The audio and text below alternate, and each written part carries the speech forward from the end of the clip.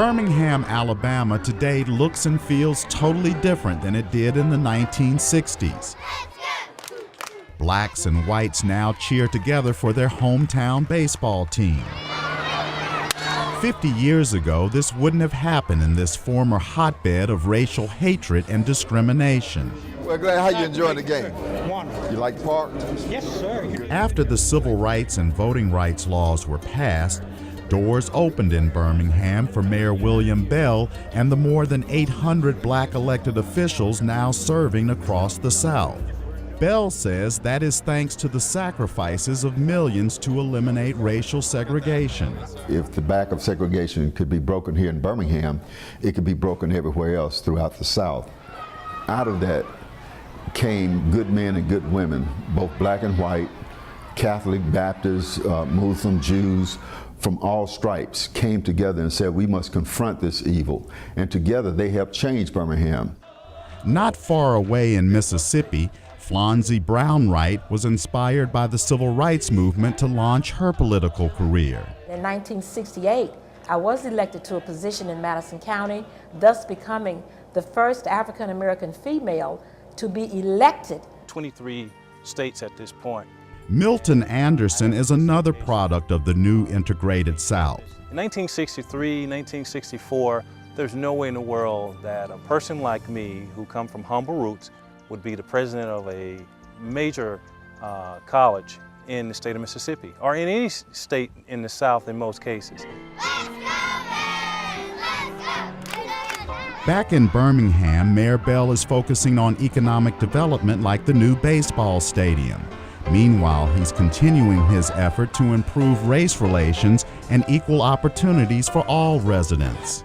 You can be whatever you want to be, live whatever lifestyle you want to live, and basically have those opportunities because of what took place in the civil rights movement. Is it perfect? No, but it's much, much better than it was back then, and the opportunities are much more tremendous for the next generation that's coming along. Jeff Drew owns a Birmingham insurance agency. He says African Americans have opportunities they could only dream of 50 years ago. Blacks and whites work together in Birmingham. Blacks and whites enjoy social activities together in Birmingham.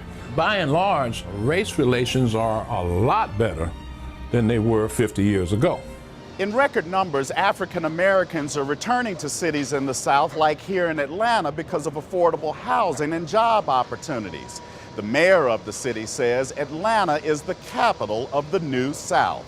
The future of our society is going to be talent-based. Mayor Kasim Reed says Atlanta has the second largest African American population in the country. The Atlanta metropolitan area is one of the most dynamic markets for black people in the United States of America.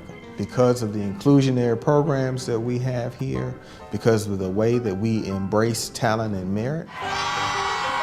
Dr. King's dream of social and economic change is becoming a reality in many parts of the South.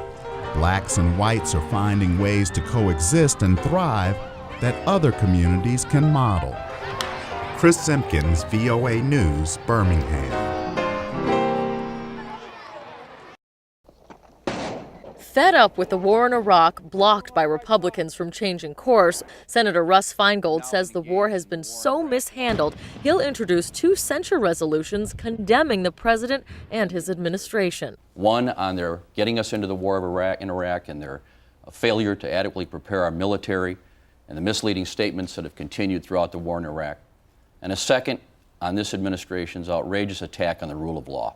Leaders of Feingold's own party dismiss the censure idea, though agree with him on the president. He's the worst president we've ever had, and I don't think we need a censure resolution in the Senate to prove that. The president, or at least his Iraq war policy, still has majority Republican backing. The only option for us is to continue to train the Iraqi security, Iraqi army and Iraqi police, which are getting better. They're conducting missions on their own.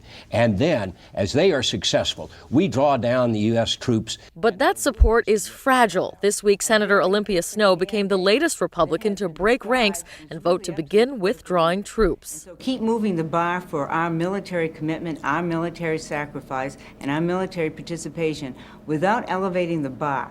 For the Iraqi government to make those political decisions is unacceptable. Even if Senator Feingold's censure legislation were to pass, and that looks very unlikely, there would be no legal consequence. It would be a strong but purely symbolic gesture. Yanji Denise, ABC News, Washington. And I'm trying to decide if I focus on the flowers or the monument. For shutterbugs, it's the ultimate subject.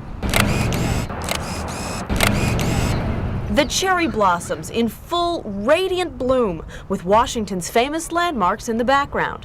As a photographer and a visual person, just the colors, the blue skies, even the tourists who are coming down here lets me know that it's really a nice place to come take pictures. Hundreds of professional and amateur photographers rushed down to the tidal basin this morning upon learning that bad weather might spell an early doom for the fragile blossoms. I saw in the newspaper it will be raining. I take all my equipment and come here. I drive an hour from here.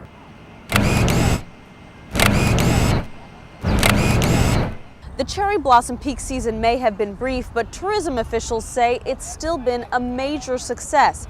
Fears that visitor numbers would be way down turned out to be unfounded. Tourists who planned their vacation around the cherry blossom season felt fortunate. They made it here right before the rain. It's luck, I guess. We were here about 6 years ago and hit it on the peak night, and then the next day you had a snowstorm, a freak snowstorm, which took all the blossoms away. I love the cherry blossoms because they're pink and white, and they're so beautiful. 8-year-old Janelle Arbasto says of all the sights she's seen, this outing to the tidal basin was the highlight of her Washington visit. When you go back home, what are you going to tell your friends about what you saw here today? Well, mostly I'm going to tell them about when I'm going to be in the news. In Northwest Washington, Nancy Weiner, ABC 7 News.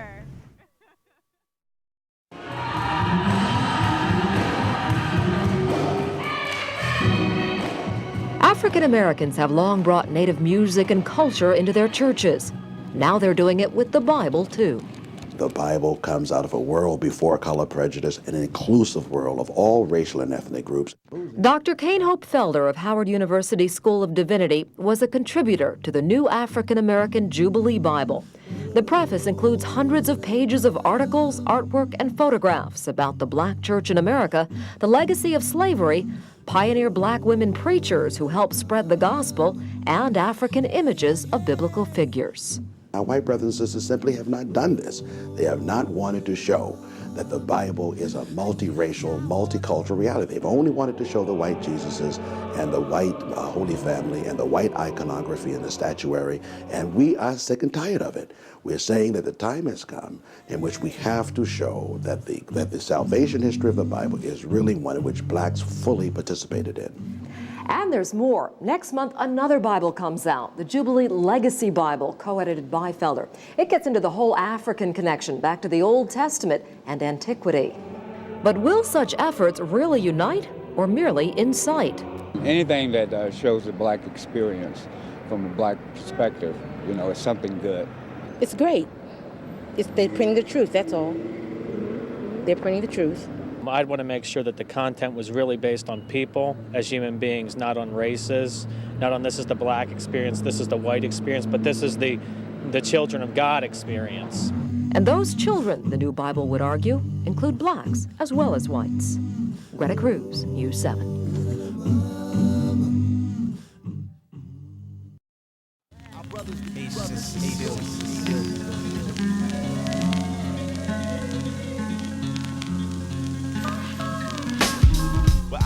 Nothing is promised. My life is filled with less hope than the prophecies of Nostradamus. Omega marks the end. That's where I want to go, Hawaii, Jamaica. But if not, I just want to be down south somewhere. Maryland.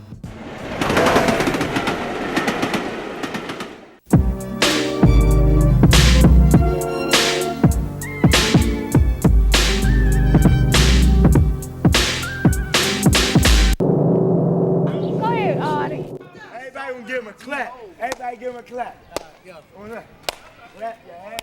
Recognize where I come from, East Baltimore, Latrobe hard to the core, but I get your flesh tore, laid out on the floor. Yo, the ass crashes later, blast first, push your shit back like reverse, listen to my Glock outburst. Let's go to war with us, but don't live to tell a story. You think the skills is like mine, you in the wrong category.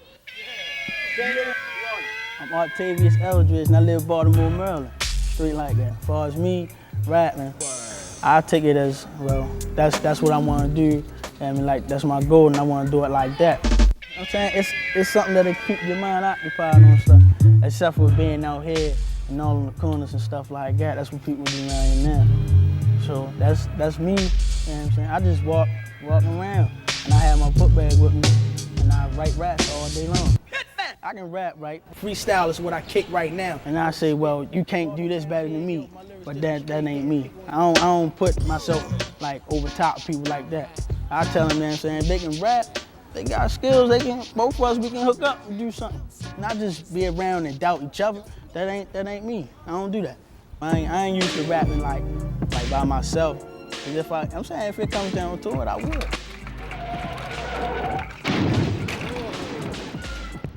I love living around here because I was born and raised around here. Latrobe Homes, that's what it's called. That's how it is. Yeah. I like just living around here. How y'all living? Just how it is, just sure. Don't care, really don't care for real. Really. All right, yeah, I mean, that's the court. See, you got the daycare center right there where all the kids and stuff be at. So, nothing else besides that be going on around here. This court right here, and the little kids play at, where they be, where we be at, hang out right here or just be around. I'm saying people ain't realizing, you know what I'm saying, that you got a jail, you know what I mean, like that close to your own. I mean, that's a death trap right there. That's a pretty death trap. That's if anybody know it. I really don't care as long as I ain't up over there. Sure enough.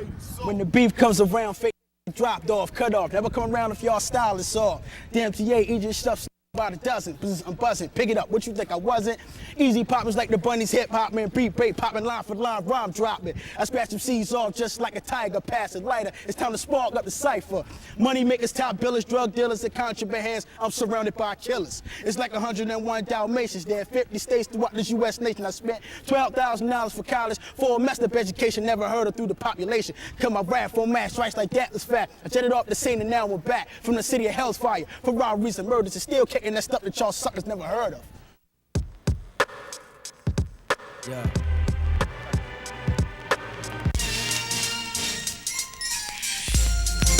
Man, girls are nothing but trouble, man.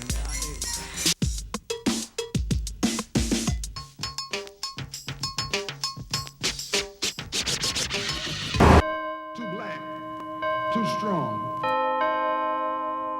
Philadelphia-based rap.